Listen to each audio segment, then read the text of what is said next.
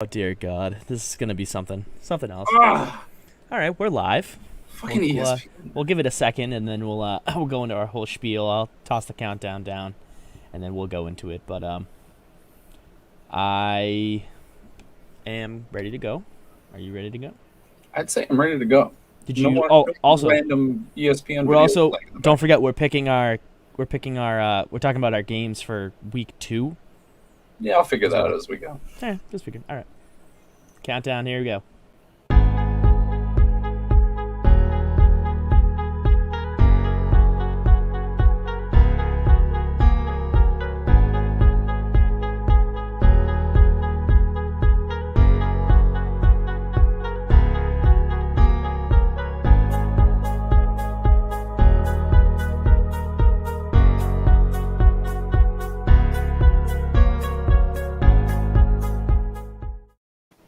Ladies and gentlemen, boys and girls, welcome back to Garbage Time with Boda.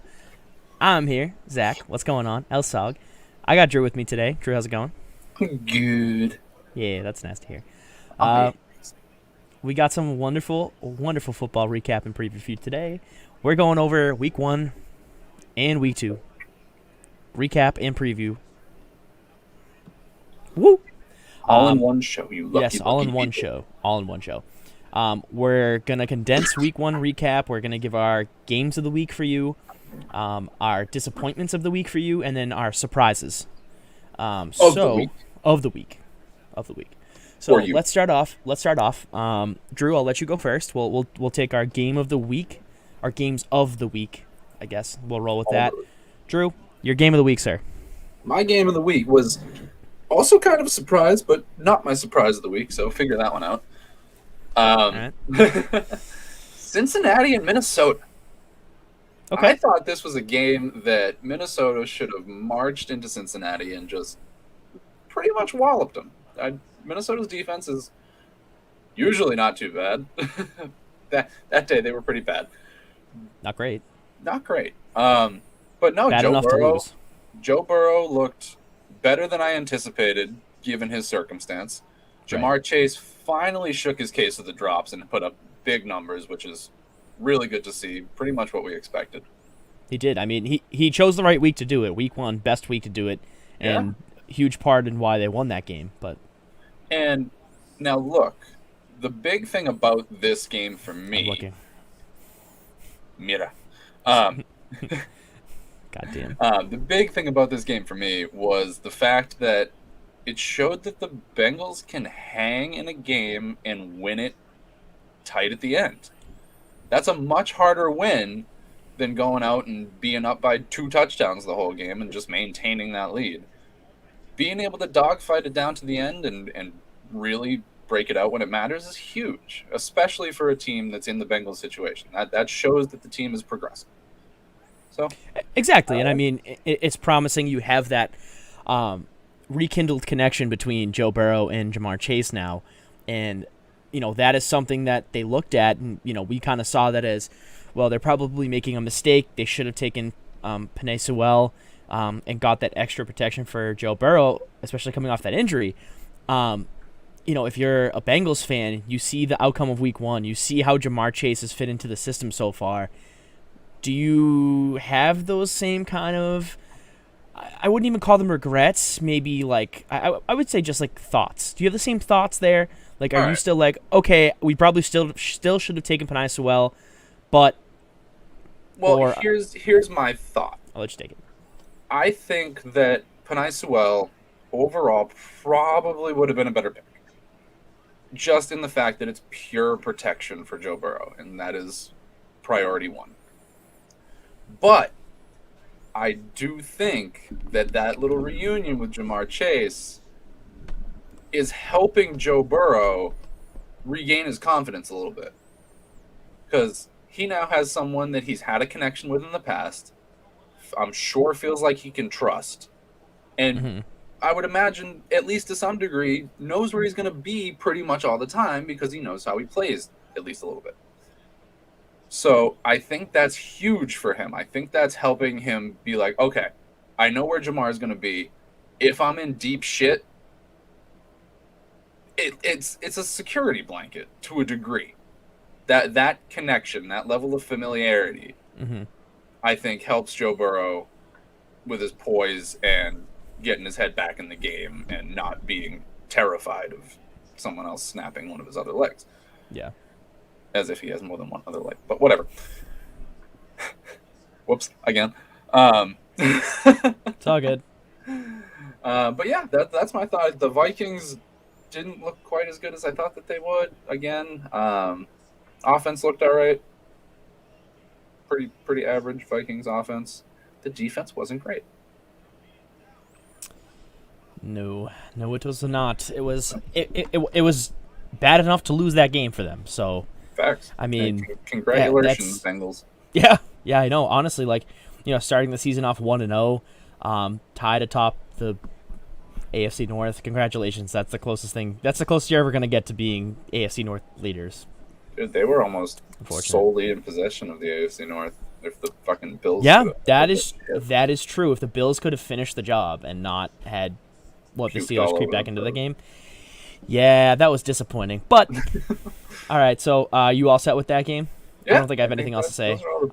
It was a good game, great OT game. I thought we were already going to have a tie. We were sitting watching the Patriots game with James and Chris, and I was like, oh, well, we got our first tie. There's no way that this game's going to end, and it did. So there we go. All right, let's go. I'll go move over. To be fair, even if they tied, the game still would have ended. Just saying. At least I hope so. Anyways. Fucking asshole. Actually, that game is still going on right now. Yeah. It's tied 106 to 106. They just keep going back and forth. So grueling. Oh my god, imagine a week-long football game. Oh. Yeah, I know. Oh. I still can't get side note before we move on. I still can't get over that 7 OT game Tampa and Columbus played like 2 years ago either. Yeah, that was ridiculous. Fucking, I think it was 5, but still. I thought it was 7. But you're probably right because I don't follow either team. So, moving on, my game of the week, it's going to be the Browns. It's going to be the Chiefs.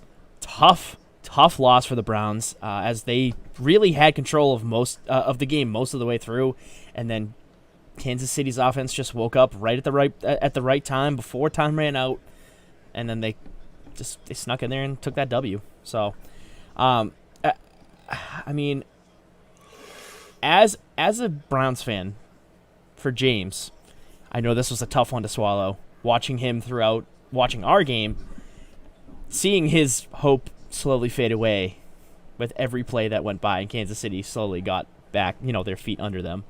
And I mean, this is just what we're used to with Kansas City. I mean, they are a second half team. Yeah, they are very much reminiscent of the Brady Patriots. Yep. Very much so. Yeah. And you're not wrong. You see that score at halftime, I think it was 22-10 or whatever. Yeah, something like that. Yep. And it's like, dang, the Browns are fucking kicking their ass. But it's Patrick Mahomes and the Chiefs. Exactly.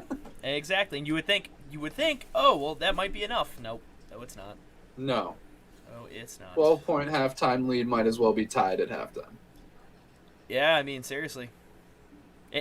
And the thing for me is, like, it was a good game. Mm-hmm. Both teams played very, very good football. Yeah, 100%. It just, unfortunately, a 4-point swing in the opposite direction, and that was it for the Browns. But Patrick Mahomes had 337 yards through the air, 3 touchdowns, played phenomenal. My player for that game, I mean, I don't think it can be anybody else but Tyreek Hill. 11 receptions, 197 yards, and a fucking touchdown. Jesus Christ. What are we gonna do? Like, what is anyone in the league gonna do to stop this man? Like, I mean, obviously we saw it. We saw it. I know. We saw it last year in the Super Bowl. If you can get to Mahomes and pressure him, it doesn't matter how far Tyreek Hill is downfield. But I don't think that that's even necessarily the case. Yes, that played a huge role in it. Don't get me wrong, but we saw some of the things that Patrick Mahomes was able to do under pressure. Oh, I know. The man made a throw parallel to the field of play. Yeah, I know. Accurately. I know. That was ridiculous. And his receiver dropped it. Oh, I know. I was there. I saw the whole thing. Like, yep. Dude. I know. It doesn't matter how much pressure he's under. I know. If there is the slightest window, he's going for it. He's fucking going for it. Yeah, he's going to be successful most of the time. Yeah, it's like 75%. Yeah, 3 out of 4 times. It's wild. Patrick Mahomes is the most physically gifted quarterback to ever play the game. Yeah, no, 100%. Oh, and here's a Chris. Hey, friends. Hey, Chris. Hey. Hello. We're currently talking about the Browns Chiefs game. It's my game of the week. So I'll just fill you in on what our format is for today, sir. Excuse me. We are doing a game of the week, disappointment of the week, and then we have a surprise of the week. It can be a player, it can be a game, whatever you want. Can the Browns also be disappointment of the week? They can if you really want them to, but I feel like that's harsh. a stretch. Yeah, that's pretty harsh. They were winning. Okay, yeah, I understand that, but like there are some other players and or games that were disappointing. But I'm just kidding. Well, as I was saying, Tyreek Hill, 11 receptions, 197 yards, and a touchdown. Ridiculous stat line for week 1 for him.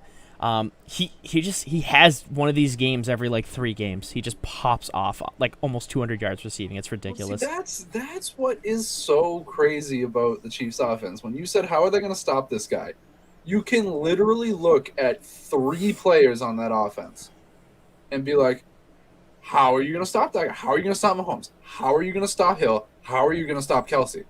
How are you going to stop any 2 of the 3? Never mind all 3 of them. There's no chance. The Chiefs are ridiculous. Their offensive unit is out of this world. Yeah. And is never going to be outdone by anybody. No. No. I mean, and it's only the only way it's going to change is if one of these players decides to move on or they retire, and that's probably not going to happen for a very long time. So we're going to be watching this trio of players dominate the league for a very, very long time. Well, don't forget they're paying Patrick Mahomes $500 million. So yeah, Tyreek Hill, I could see getting greedy somewhere down the line. He could.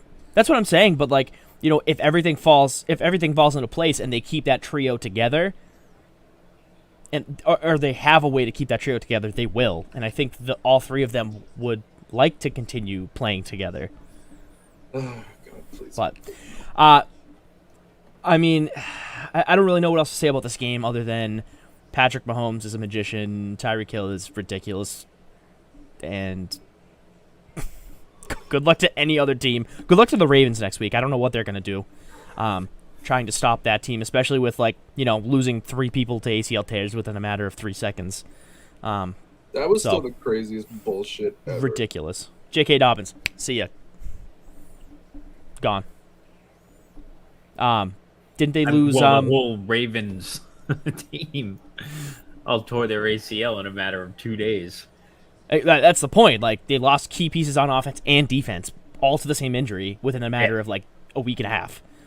And they lost Gus Edwards and Marcus Peters on back-to-back plays. Exactly. I know. And then they lose that game to the Raiders. You think this is their season? No, it's Good luck. not. Good luck. Lamar's not going to cut it. No, he's not. I'm sorry, he's not. He's not. But, Chris, do you have a game of the week that you want to get to, or should we move on and do our thing here, and then if you have anything to add, you can add it while we're kind of sporadically going with this? No, I mean I'm good with the Browns Chiefs. That was a battle. That was a great game. Yeah, I was just gonna say you can pick your own or you can agree with. It doesn't matter. No, I agree. Browns Chiefs. Yeah, I mean it was a really good game. I know James was watching it while we were watching the Patriots game, and like I told Drew earlier, I was watching every play, like the hope being sucked out of his body. That is. I don't know what a better description of watching the Chiefs play a game against your team than that description right there. Yeah, no, that's fair. I feel like that's pretty accurate. I feel like that's a pretty good segue point to our next little segment here for our disappointment. Disappointments of the week. Because as Zach and James were watching the Patriots and the Browns play actual football games, real competitive actual NFL football games. Yeah. Oh, my Packers. Oh boy. They went out on the field and boy, did they go out on the field. Yep, Where that ended. they attended the game, Drew. They You're were there. absolutely They right. They were in the physically game. were in Jacksonville, Florida. 100%. You're not wrong. Yeah. The Packers secondary made Oh my God. Jameis Winston look like Joe Montana. Yep. The Saints defense, I do have some issues with how aggressive they were and how much they were on the receivers, but that's okay. That's the game. That's life. Aaron Rodgers, very disappointed. He didn't look bad per se. He looked disinterested. He looked like he did not give half. That is not good. That is not a good sign. He's done. He's done. So, He's at it with the Packers. We'll see how this goes. His words after the game were, Aaron Rodgers. But every time that he's gone out and said, "Hey, it's a game. Relax. We'll be all right." We have been up until the NFC Championship, but that's okay. So I'm not worried. It was definitely the worst performance I've ever seen out of the Green Bay Packers in my time being a fan of the team, which is at a decade now, which is fun. Congratulations. Oh, thanks. But yeah, no, that was a pathetic display of football. Couldn't ask for a better turnaround situation than a primetime game against the fucking Lions at home. So I'm not worried. I'm sure they'll come out and tear the Lions up. Please. You. Please. I would certainly hope disagree. they do. You don't think they're going to? No, I I'm do. not saying that they're not going to. I just think that there's a lot of turmoil going on in the Packers organization that we're not hearing yet. I mean, Rodgers looks so disinterested. There's points where you can watch him on the sidelines, and he's like laughing, and they're getting their ass kicked, or I think he's just miserable. He realized, obviously, he took the contract because they waited it out so long, and now he's like, "Nah, I wish I didn't do that. I should have went elsewhere." Well, he didn't have a choice. I know. He could either play in Green Bay or retire. That was about it. Yeah, that's fair. So, I don't know. It really is going to come, it's week 1. So, yes, he seems disinterested. Yes, it was a fucking shit show. But we'll see how we go. If we go and destroy the Lions, all is well. Shipwrighted, more or less. If we go out there and look like dog shit again at home against a bad team, a very bad team. Yeah. Then, oh God, start burning shit. That's bad. Oh God. Bad. That is the worst of signs. Yeah.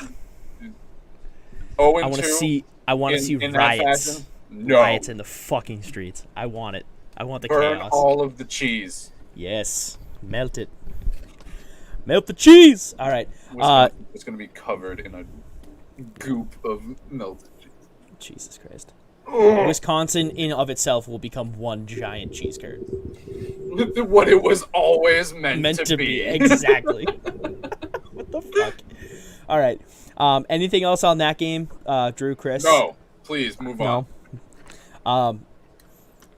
I do have a comment. I think that I think this is probably the best you're going to see Jameis Winston all season. Yes, 148 yards. But 5 touchdowns. I meant the touchdowns more or less. I think that he got a lot of help, and in the fact that the Packers did not play football at all. Yeah, the defense was just kind of like, hey, look at that guy. Oh my God, that ball! It's going towards the end zone. Go. Where's that going? Wow. What do we do with that? Are we supposed to do something about that? Shit! What the fuck? Yeah, probably not. I think a lot of people after that. People were like, oh, Jameis Winston this, Jameis Winston that before the season, and then he has that performance, and now people are like, well, he's going to be this, he's going to be a top 5 QB. Pump the brakes. He pump the fucking brakes. He's not going to be a top 5 QB. Bold. He might break top 15. he's got the arm, he's got the talent. That's fine. I just think he's going to start reverting back to his old self sooner rather than later. You'd have to assume at some point that's. I would think so. Speaking of, resuming terrible play from before switching teams, my disappointment of the week is going to be Ryan Tannehill and the Tennessee Titans. What the fuck kind of football were they playing? Oh yeah, that was also bad. Not quite on the same scale of bad, but also very bad. No, I gotta give credit. The Cardinals played a very, very good football game. Chandler Jones 5 sacks in one game. Are you fucking kidding me? Yeah, holy shit. That was dominant. Yeah, they got a good team in Arizona. They do. Certainly do. And I just think it's funny. Every year we're like, well, yeah, that NFC West is really the best division. The NFC West is literally eons ahead of any division in football right now, and it's disgusting. Eons. Yeah, all four teams can easily win a playoff game, if not two. That's a fact. A fact. It's a fact. And it I don't know, like, obviously if you're a fan of one of these teams, it's good and it's bad at the same time, because you have 6 games against these 3 other teams that you're like, this is a 50-50. That's called playoff conditioning, baby. Exactly. So, any team that comes out of that division, I think, has a real shot at winning a Super Bowl, no matter what team it is. If I think any one of the 49ers, the Seahawks, and the Rams would not look out of place in the Super Bowl. The Cardinals would be a surprise. It would be a surprise. I don't think they're quite Super Bowl ready yet. No, I don't think they are. If they win that division, that's a different story. If they make it as a wild card, I don't think they have any chance. Right. If I they agree. win the NFC West, barring all the other teams falling apart like San Francisco did last year, if they win that division, that's a whole different story. Yeah, if they win the division as it stands, that is a Super Bowl contending team. Yeah, and this is the first time in a while where I've looked at a division top to bottom and been like, I really don't know how this is going to turn out. Like, I don't. Outside of the NFC East, but for the completely opposite reason. Yeah, it's like you literally could toss a coin and it wouldn't matter. Who's gonna be the least bad? The least bad team, literally. And that's the thing. That's the thing that sucks, is because you could get a 7-9 NFC East team and have all of the teams in the NFC West manage to go above 500 somehow, and again, don't want to go into that rant. I want to talk about this game. So Ryan Tannehill, really is somehow. I think that's a very real possibility. It is no, it's not a possibility. It can happen. Because realistically, I know it can happen. I'm saying I think it is pretty likely to happen. Oh, to happen. Oh, yeah. I mean, probably. And that's the thing, though, is that they're all playing 6 games against each other, and then there's that additional game that they get. So the teams that were towards the bottom of that division last year are going to have a little bit easier of a time. Excuse me. Than like the Seahawks, the Rams. Oh, just fell. Nope, something fell. Anyways, so this game, Ryan Tannehill did not play well at all. The stat line is a little misleading. 21-35, 212 yards, a touchdown, and a pick. Most of those yards didn't come until later on in the game. For the first 3 quarters, they were just getting bullied, and bullied. Chandler Jones was all over the place, disrupting plays, sacking the quarterback 5 times, like I've already mentioned. They limited Derrick Henry to 58 yards on 17 carries. That's not easy. That's not easy to do. No. And even I saw Taylor Lewan. He tweeted out, he's like, Chandler Jones just literally made me his bitch, like, all game. Chandler Jones was on another level that game. And I'm very excited to watch him continue to just dominate offensive lines. And now he has J.J. Watt on the opposite end. Yeah, that's a scary-ass team, dude. Right. That's a scary-ass defensive line, especially where Chandler Jones is good on his own right. Now you put J.J. Watt on the other side, and offensive lines are like, coach, which one, please? Someone help us. Like, seriously. All right, tackle and guard. All right. You guys are double teaming the edges. Center, you get everybody else. Yeah.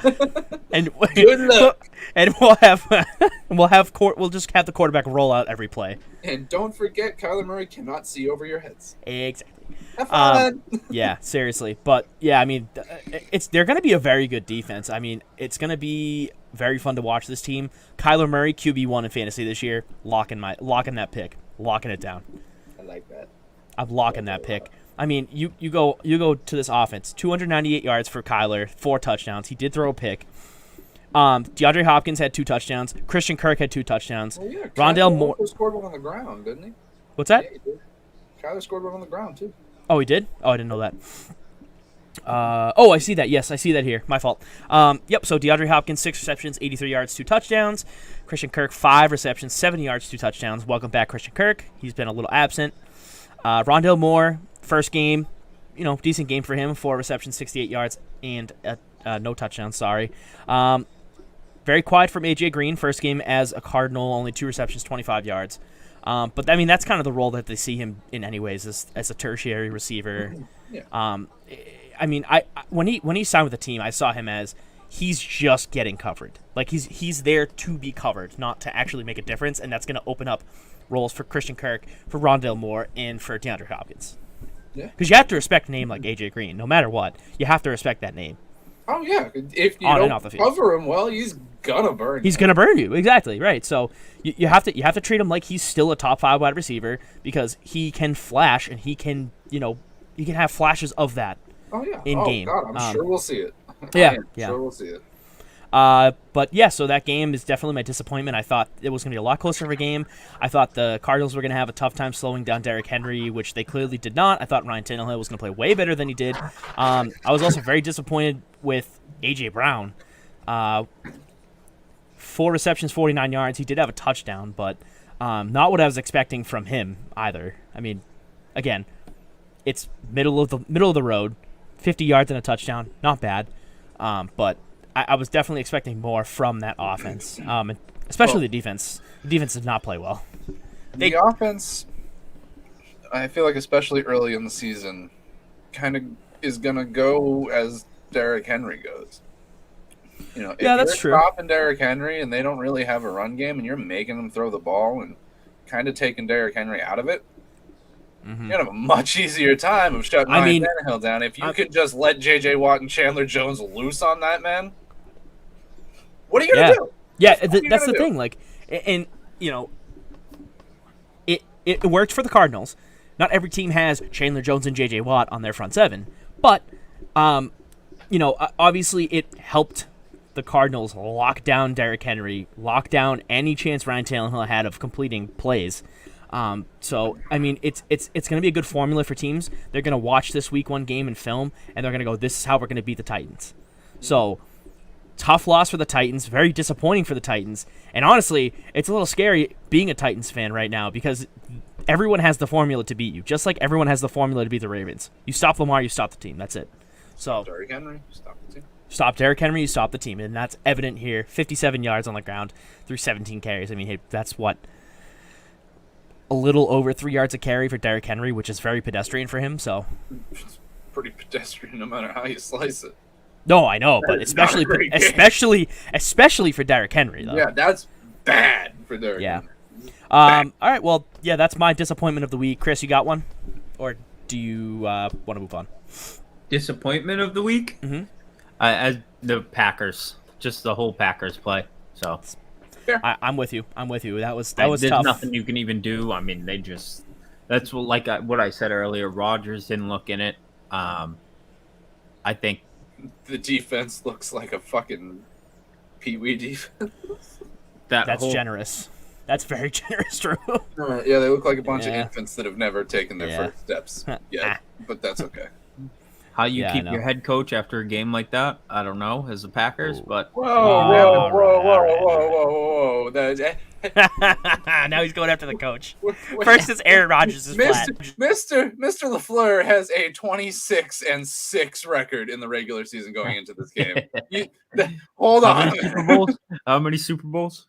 He's been a head coach for 2 years.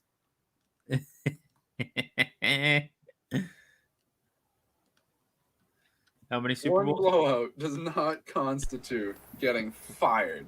Hey, if it was Matt Nagy, I'm just kidding. Yes, but the Packers need to pick their ass up.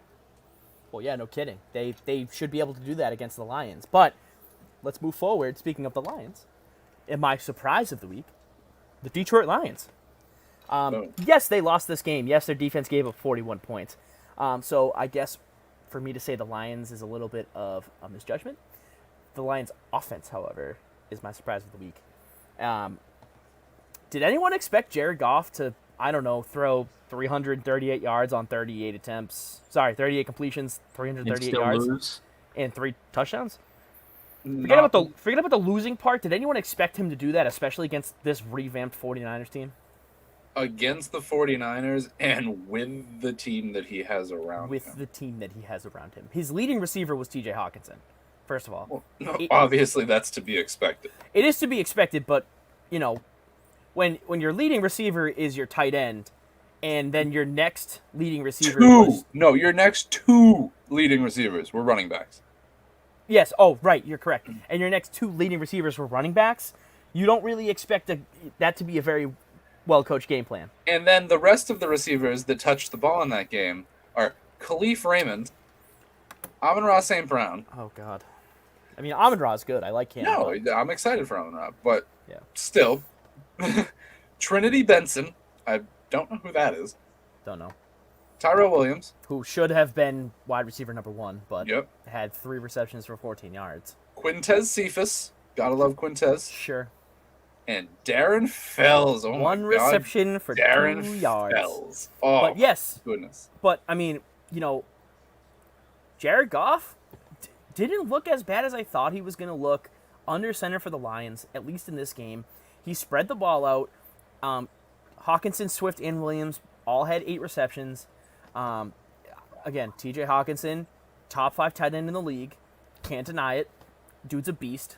Love TJ. I mean, I would argue that it's tough to put him anywhere outside of number 4.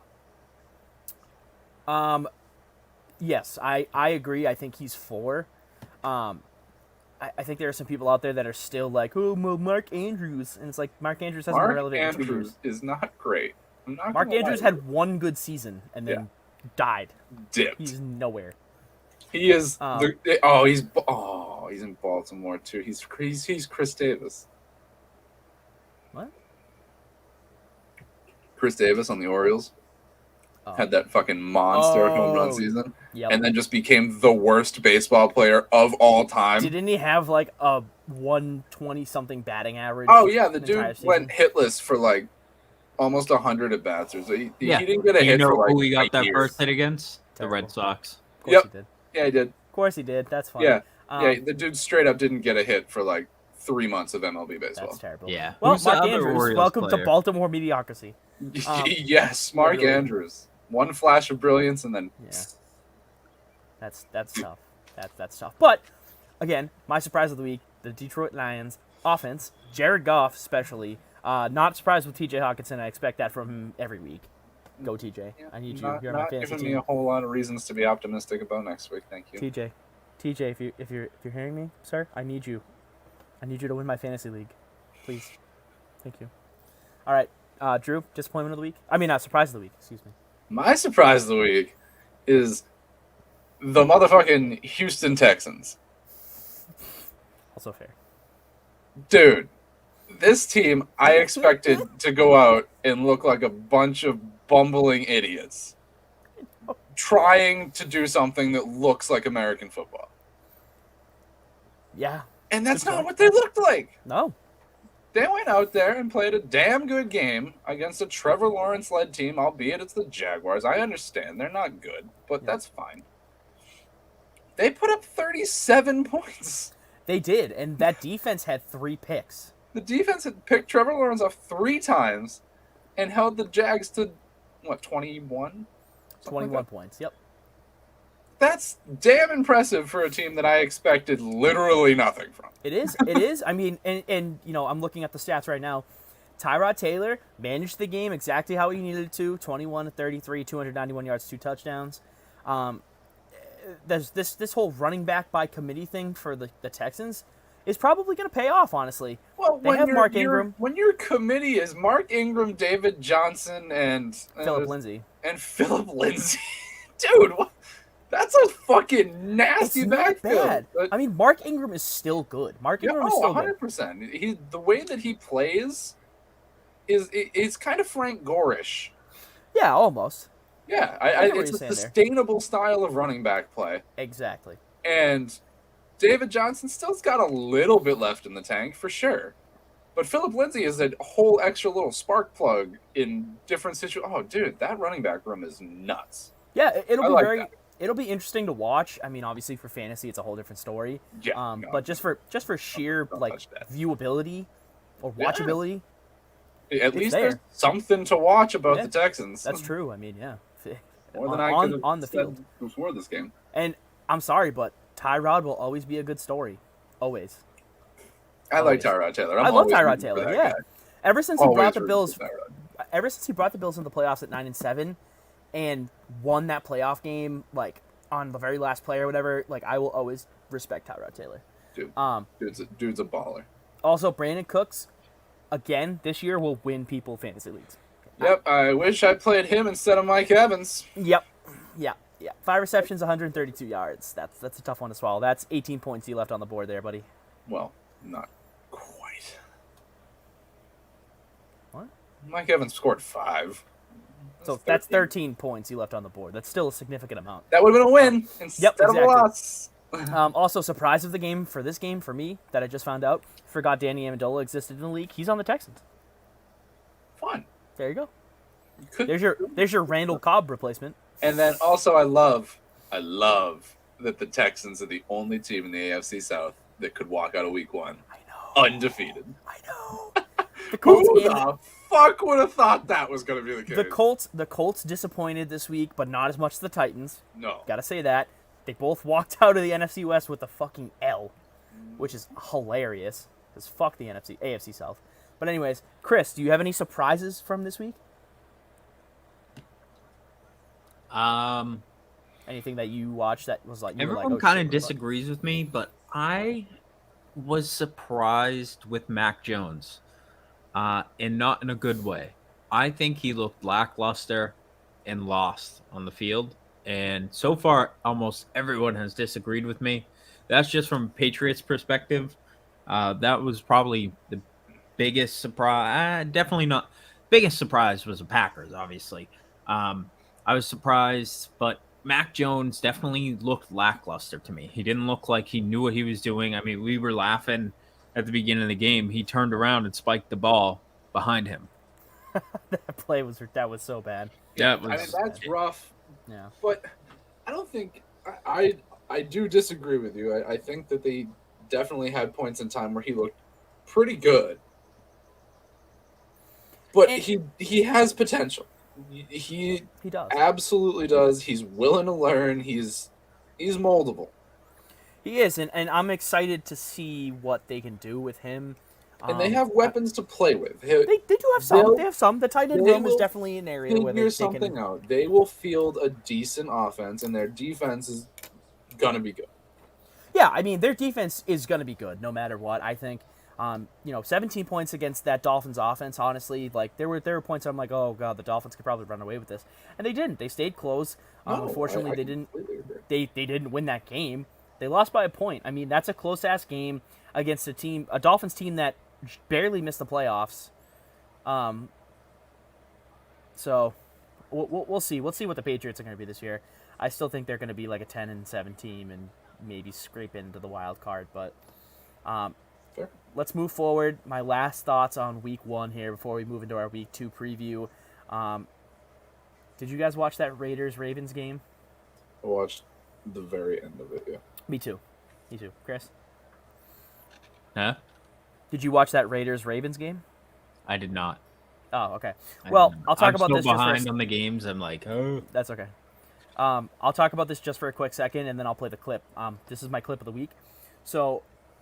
That last part of OT, oh my god. Derek Carr, they're driving down the field. Literally all they had to do was run the ball. If they get a first down, cool. If they don't, then they kick the field goal and win the game. Carr decides to throw the ball. It gets picked in the end zone.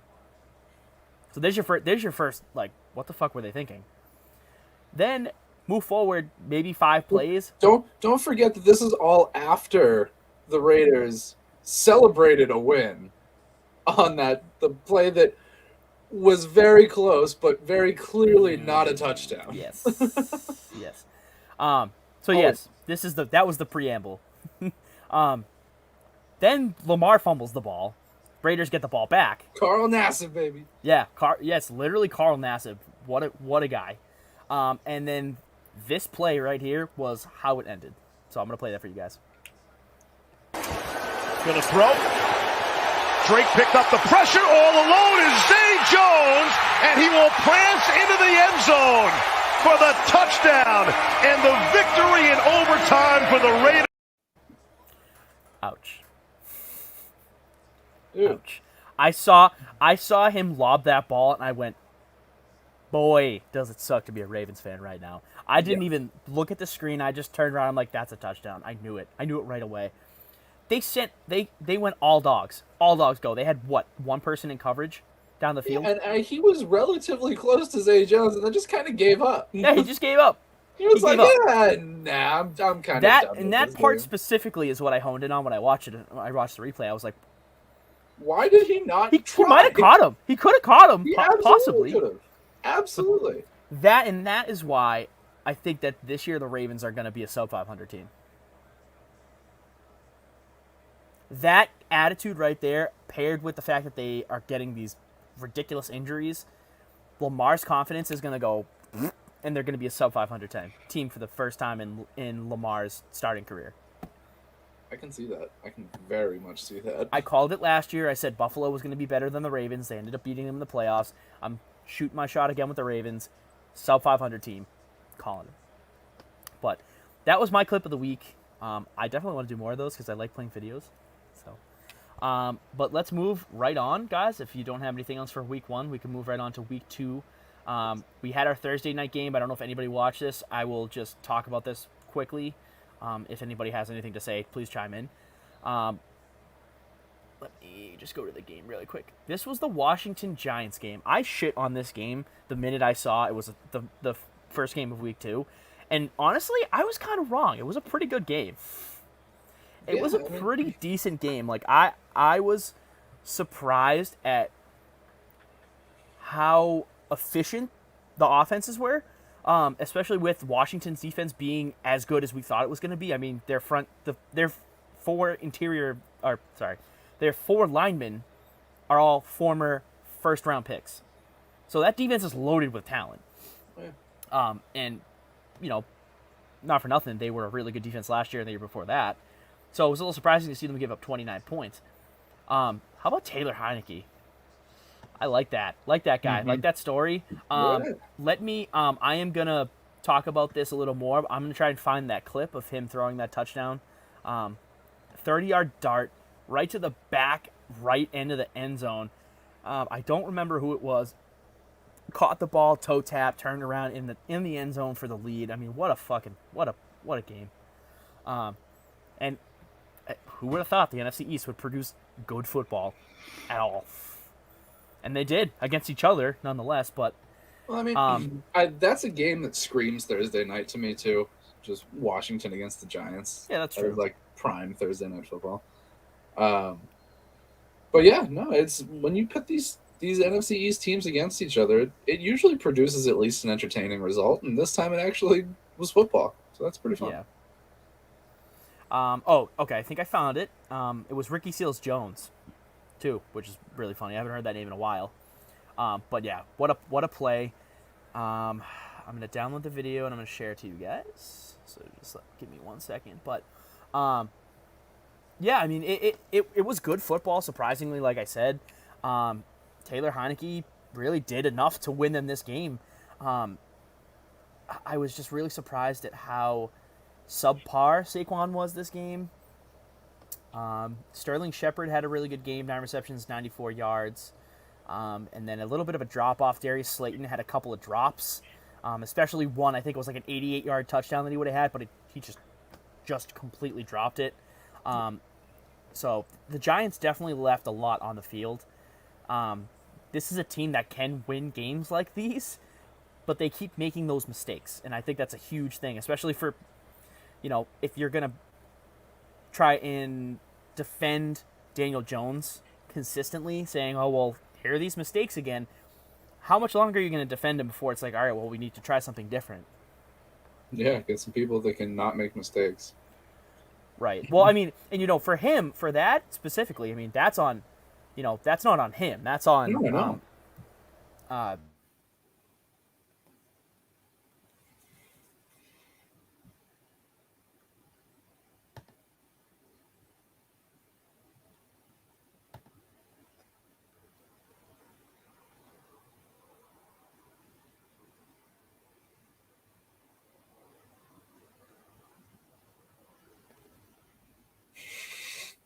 Hello? I don't know what the fuck is happening. What is going on? Did we lose Zach? It would appear so. Or his eyes were just moving. No, he is froze. Why don't we do this again, huh?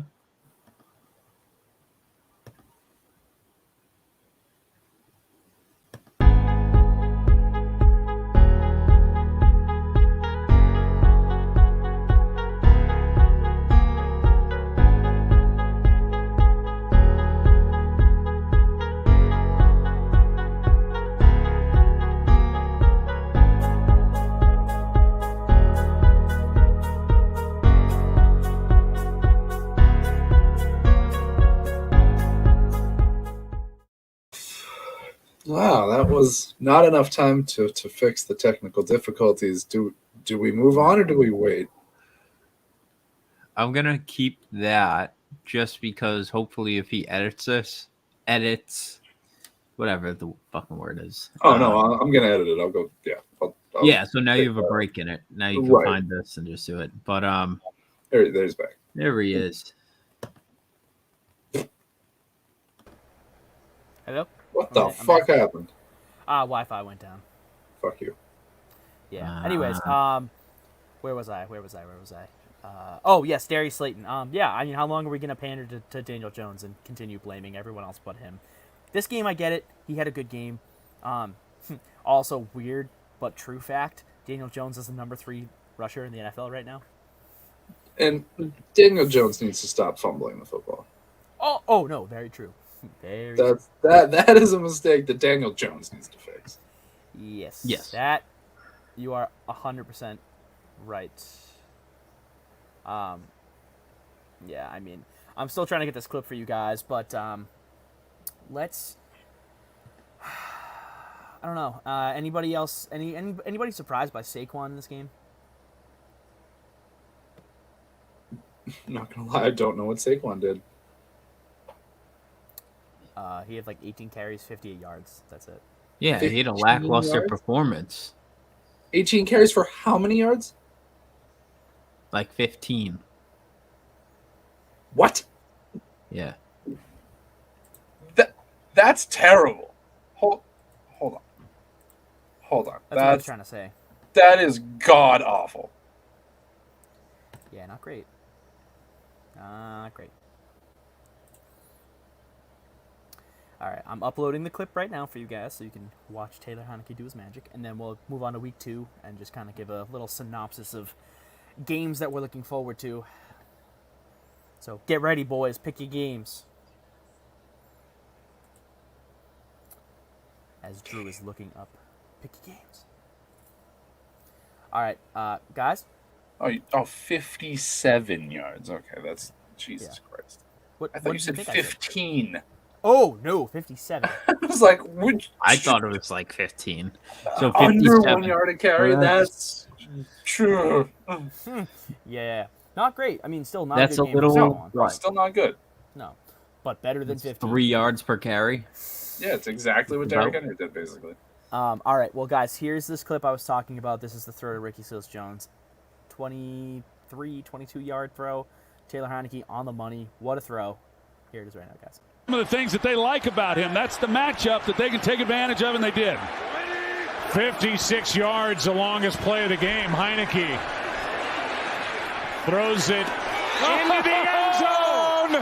Touchdown!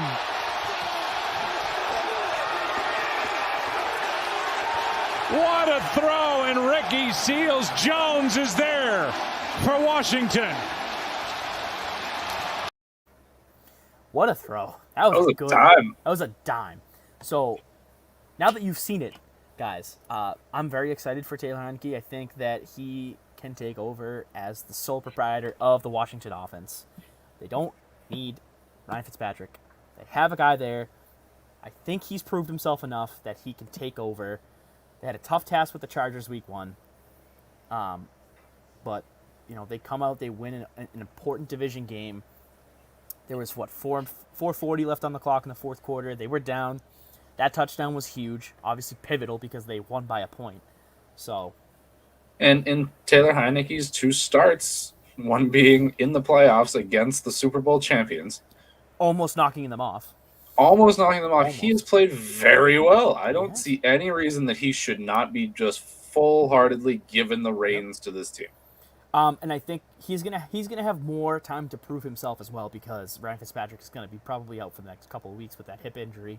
Which, funny enough, there was a story on awkward. My thing's out here. Hold on. Funny enough, I was listening to David Chuck radio podcast.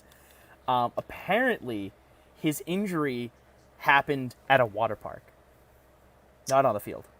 Oh, Ryan Fitzpatrick. He went down the fast slide and then bumped his hip and then re-aggravated it during the game. Old man, He brought his 7 kids to some sort of water park in Maryland. Wait, he has 7 kids too? Mm-hmm. He's got a lot of kids. Oh, he's Phillip Rivers 2.0, except not as good. He's better. At what? Living. All right, fair, but he's not better at football. No, he's not better at football. But he did go to Harvard, though. So. He did go to Harvard, so that's what I'm saying, better at living. All right, week 2, we're going with preview. Obviously, we kind of gave you our little synopsis of that Washington Giants game. Boys, games of the week, or games you are looking forward to this week, go. If no one says anything, I will start. I mean, do you want me to just say Packers-Lions? Sure, you can say Packers-Lions. It can be whatever you want, Drew. The world is your oyster. And you're allergic to shellfish. I'm not. I know, but that's okay. I think I really said what I wanted to say about this game. But yeah, I think they'll bounce back. I think that Aaron Rodgers has been very good the last couple years after a loss. So I hope that trend continues. All of the optimism. But a game that we haven't talked about yet that I am kind of looking forward to as well. I'm kind of looking forward to that Pittsburgh-Vegas game. Yeah, me too. I was going to say that. That just has so many interesting moving pieces. Mm-hmm. And both teams coming off of underdog wins in week 1. Yeah, true. That's going to be fun. And I think Pittsburgh's probably going to be a favorite in this game. I mean, just recency bias for them, but it's going to be very interesting though. I like this storyline. I like this angle. Where is the game? Is it in Pittsburgh? In Pittsburgh. It's in Pittsburgh. So Pittsburgh will be a bona fide favorite. I like Vegas in this game, man. I like Vegas in this game. Interesting. Is Josh Jacobs going to play? This is a very good question. I don't know. But Pittsburgh's defense, man, serious. Oh my God. Serious stuff. So good. Adding Melvin Ingram was so big. I know, that's true. You're not wrong. Melvin Ingram was a pivotal piece. I said that from the beginning. That's true, you did. But a lot of people overlooked it. So you're one of the few. I said from the start, not when he goes to a defense like Pittsburgh. Not when he can be that over-the-top piece. Not when he is like that extra guy that is going to help put your defense over the top. If he has to be the guy, that's different. But in that defense, he just works so well. Man, the Steelers are going to be a tough nut to crack. Yeah, they are. I mean, offensively, they're really not all that bad. Najee Harris adds a very, very, I would say, interesting angle. It's really going to depend on how that offensive line can protect Ben and how they're going to inevitably utilize Mason Rudolph. Inevitably, yes. But the game I'm looking forward to most this week actually is going to be the Chargers and the Cowboys. That will be an interesting. I think that game could have a lot of pop. I want to see Herbert and Dak air it out a lot, and I think we're going to see that. I mean, they both have very potent offenses. It'll be interesting to see how the Chargers' defense holds up. I think that's going to be our variable, because we know Dallas's defense is garbage. But can the Chargers' defense do enough to stop that high-powered offense? My gut tells me yes, they can. But we'll have to wait and see. I definitely want to watch that game. I think it's going to be a great game. It's a 4:25 game, too. It's also paired up with the Tennessee Seattle game, which should be an interesting game. I think the Titans are going to have an easier time with that Seattle front seven than they did with Arizona's front seven. So this could be a very big Derrick Henry rebound game for them. Agreed. Just the one more point I wanted to touch upon on the Dallas Los Angeles game. Yes. Looking to see if Zeke can bounce back a little bit. Oh, true. That's true. That was not a performance that I was expecting. No. Usually very, very consistent numbers from Zeke, and they ain't that. So no, they're not. We'll see how he can do against Los Angeles' line. Should be interesting. Chris, any games you're looking forward to this week? Give me a second. Sure. All right. Games. But another I game know there was a couple matchups I was focused on. Another game I think should be a good game. LA, Indianapolis. Indianapolis is looking to bounce back. It's going to be very, very tough to do it, but LA is coming to Indy. So we'll see what Indianapolis team we get. I mean, obviously, they were a good team last year, but now with Carson Wentz at the helm, what are they going to be this year? Yeah, we certainly don't know. So this is going to be the game for Carson Wentz to really prove himself and say, "Hey, I'm still here." Agreed. And it's going to be very, very tough against that defense. Yeah, that's going to be. So that was one of the games I was just going to bring up is Rams Colts. Yeah, that's going to be a tough game. I feel like the way Matt Stafford, the way the Rams played last week, the Colts they have to play outstanding, I think, to get past the Rams. Yeah. Well, I do think the Colts are a better team than the Bears. They are. They absolutely are. So but I think that this will be a much closer game than what Los Angeles did last week. Mm-hmm. But no, I don't think that Indy is gonna be able to do enough. Me either. With Matt Stafford leading that offense, and we all know what that defense does. And I was just looking at all the teams playing their schedules and stuff like that. Kansas City opens the season with the Browns and the Ravens back to back. LA opens the season. They play they play the Bears, but then they play the Colts. The Seahawks, Colts, then the Titans. Some of these teams are, they have tough opening schedules, and they are, we're really going to see which teams are going to be able to outlast this season. Obviously the Chiefs are most likely going to be there sitting at 2-0. Does LA get to 2-0? Most likely. Which team are we going to see get 2-0 out of Las Vegas and Pittsburgh? Who knows? But any other games that we want to talk about? Obviously, the Patriots are playing the Jets this week. We'll get to watch Zach Wilson in action, so that should be fun. I think Buffalo-Miami is going to be a very interesting game. I want to see how Buffalo reacts to playing another very good defense. Mm-hmm. Gonna be a real proving game for how the AFC is looking to shape up. Yeah, I mean, it is. Either, there will be one team sitting alone at 2-0, or there's going to be three teams tied at 1-1. Mm-hmm. So because we all know that the Jets are not going to win. Well, even if they do, it's still formulates it's the same thing, but the Jets aren't going to win. No, I really hope not. That would make me very sad. Yeah, but I don't expect the Patriots to win a Super Bowl this year. I just expect them to be good enough to make it into the playoffs, hopefully. But anything else, guys? I'm good. Chris, you good? Vikings Cardinals might be interesting if Kirk Cousins comes out slinging, and I think that could be a good game. It could, but I'm a little nervous for that game, especially what the Cardinals were able to do to Derrick Henry and and Ryan Tannehill in that game. And I think the Vikings play a very similar brand of football, and that might not be great. We'll see what Dalvin. And, yeah, based on Week 1 performances, and just remember that the Vikings played an overtime game against Cincinnati. Yeah. So I don't think the Vikings prospects are really great. No.